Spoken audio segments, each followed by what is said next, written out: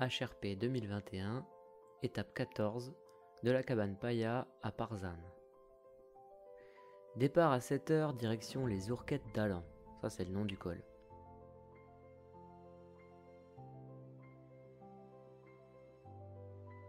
En montant, j'ai une petite vue plongeante sur la cabane Paya où j'ai passé la nuit. Je vous la montre puisque je ne l'ai pas fait hier.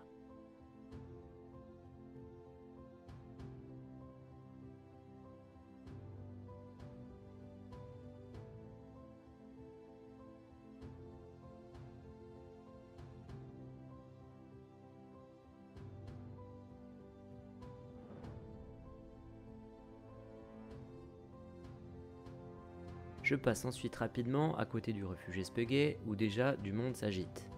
Mais ils sont loin d'être prêts à partir. Je suis bien content d'avoir trouvé ma petite cabane à ne partager qu'avec une seule personne qui d'ailleurs était fort sympathique.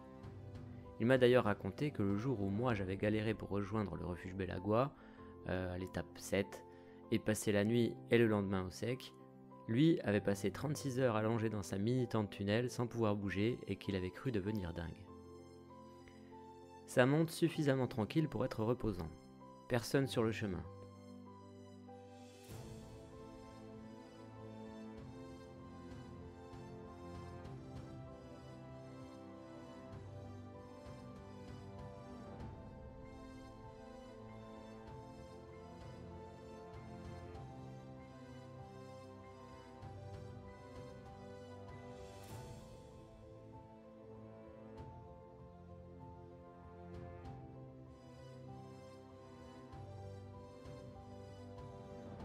J'ai bien étudié la carte hier, et après ce col je file tout droit vers l'autre col, en ligne de niveau au départ, avant de grimper de nouveau raide dans un pierrier.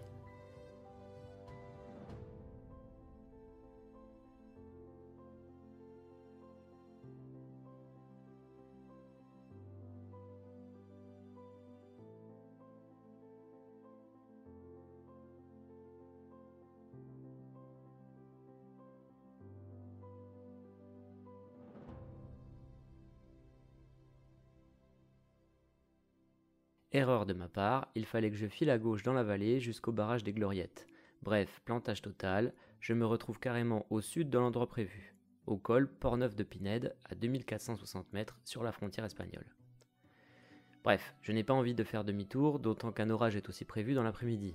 Je me trouve donc un itinéraire espagnol, en rattrapant bien plus bas le GR11 et je file jusqu'à Parzane.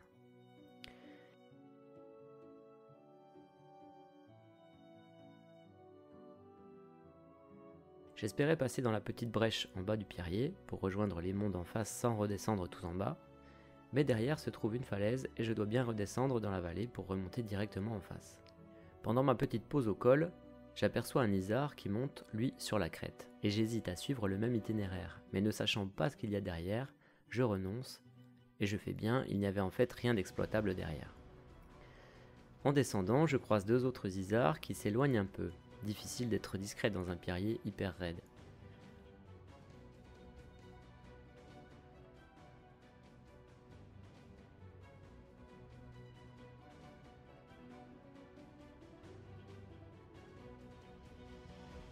En me retournant, j'aperçois une belle cascade, un bout de glacier et le col dont je viens de descendre.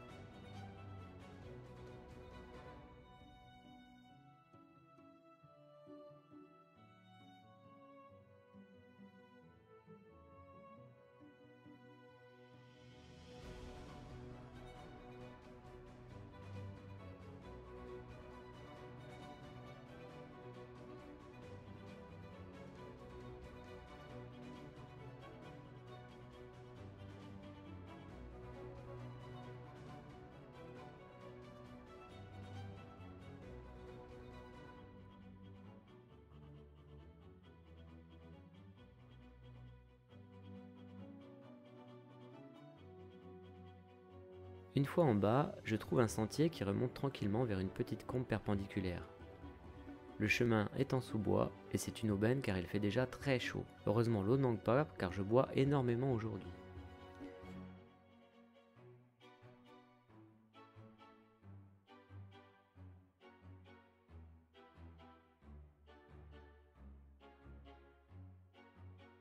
Je m'arrête dans cette petite combe un moment pour manger un peu de fromage et de la semoule. Contrairement à d'habitude, j'ai un peu faim ce midi. Il y a un peu de monde car le parking du fond de la vallée n'est pas très loin. Je m'arrête peu de temps car je vois la montée suivante et elle est très raide et je préfère ne pas l'attaquer à froid. Là, ça tire bien dans les pattes, mais je serre les dents et profite de l'ombre des pins en montant tranquillement.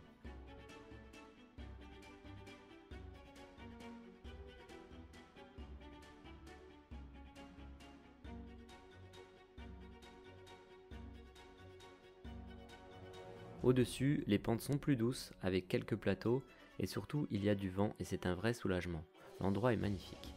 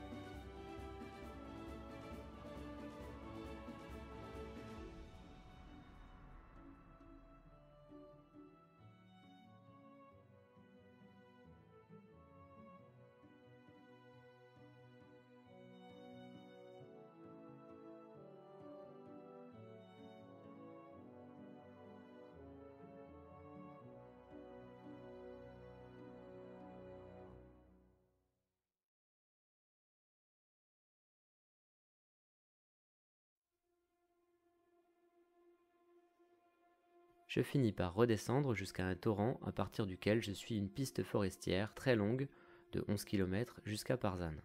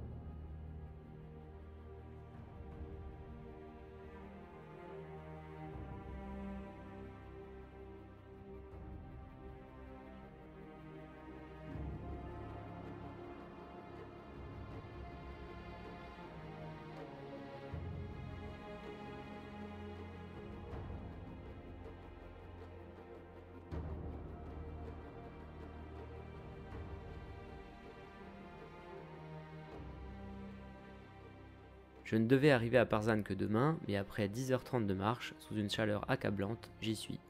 J'ai les pieds en compote, l'itinéraire bis était technique et très raide, j'ai mangé pas mal de dénivelé aujourd'hui. Je passe la nuit à l'hôtel du village avec une bonne douche chaude, la première en 15 jours, et un bon repas en prime. Une bonne grosse salade de tomates roses locales, un vrai régal.